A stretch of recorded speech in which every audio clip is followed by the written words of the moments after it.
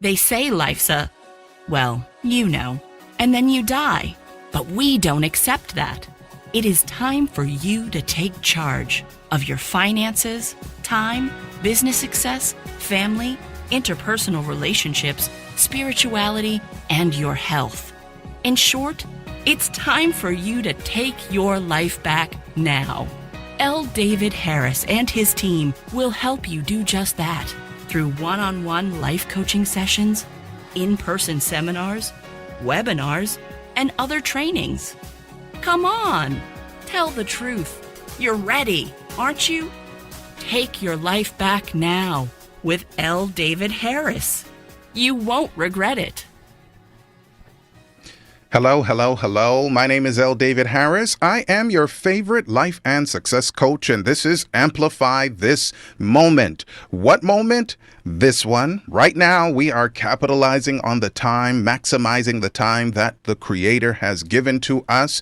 There is no better time than right now. And I'm thankful that you are with me. I know it's been different coming in the afternoon rather than at night. It's quite fine. We will adjust. It's a privilege for me to connect with you. Now, if you are stuck, you see that over my shoulder? If you're stuck and you are not able to really kind of push through to your goals, then just reach out to me, man. Reach out, amplifythismoment.com. And if you have a team of people that are in need of assistance, you are a decision maker at your company, organization, or in your own entrepreneurial pursuits, then go to amplifytheteam.com. Very similar, but it's a little different, okay? So we are going to begin. Now, let me just say, for those of you who are on the Your Daily Portion platform, this is not a Bible study, so the perspective is going to be just a little bit different, okay? We're talking about overcoming fear today. Overcoming fear, not out of the Bible, but from a different sort of perspective, okay?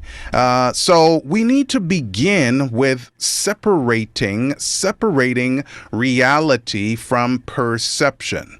I know people say that perception is king, and in a lot of ways that's true. But ask yourself, what is really going on? There are some of us who, I won't use the medical term or the mental health term, but who are constantly thinking that they're sick, right? You think the worst possible outcome if you have a cold or some sniffles, or you are feeling a little bit of pain in your lower back, then you think you have some kidney disorder, right? And I'm not saying that to make light of it, but there are some people who exaggerate when they experience a level of discomfort and then turn it into something much bigger than it is. So reality and perception, two different things. Ask yourself what really is going on, find out the facts, and place those over your feelings. Some of you are not wired that way, so it may not really be easy. But the fact is, if you're fearful, this is what you're going to have to do. Number two, identify the trigger. Identify the trigger. You need to know what the real enemy is. What is causing the fear? Figure out what is in a situation that triggers you. Learn to identify it to help you learn how to combat it. What causes fear? You hear dogs barking. You hear that someone is doing well in their business and you're not doing so well, and you have an opportunity because you're with someone like me now. You're trying to decide, is he going to be my coach? He's not going to be my coach, or something like that. And you're like, I have a fear of success. I have a fear of, and then you make up certain things. So know what those triggers are. And when you can identify those, you can also combat them. Know where your fear is manifesting in your body. Like, where are you holding the stress? When your fear turns up, do your eyes start to hurt? Does your heart start to palpitate? I can remember, it wasn't based on fear, but we're talking about a stress response, negative stress response. I remember for 2 years, there was a time for 2 years that often my heart felt like it was going to explode in my chest. And that is odd for me because I usually metabolize negative stress. But for those 2 2 years, it felt like my heart was going to actually rupture. And I had other feeling and pain in my body at different points of stress. And in your case, the stress is based on fear. So if it's in your lower back, then you might need to learn or go to a doctor or a chiropractor or a doctor of osteopathy or someone to help you stretch out that area of your body. If it's muscular or if it's in some other area, you kind of get the point. Where that is, you need to see when that triggers and then ask someone, if you don't know how to do it yourself, to help relieve the tension in that particular area, right? If you are breathing shallow breaths because of that and your heart rate increases, then you have to learn how to do deep breathing exercises and to bring that stress level down. How about practicing gratitude?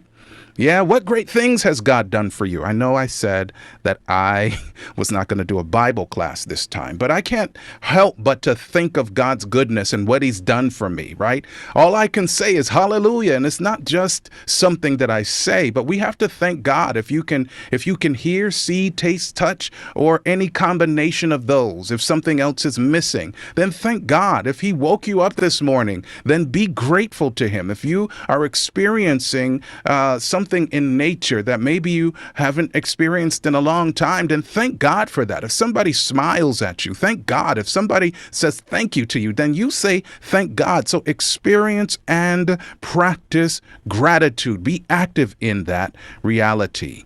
And then look at perspective. Is the glass half full, glass half empty? Well, I like to say the glass is all sufficient because my God is all sufficient. That's all I can say right now. You have enough because God is enough and more. All right, that's my time, folks. My name is L. David Harris, your favorite life and success coach. If you need me, call me.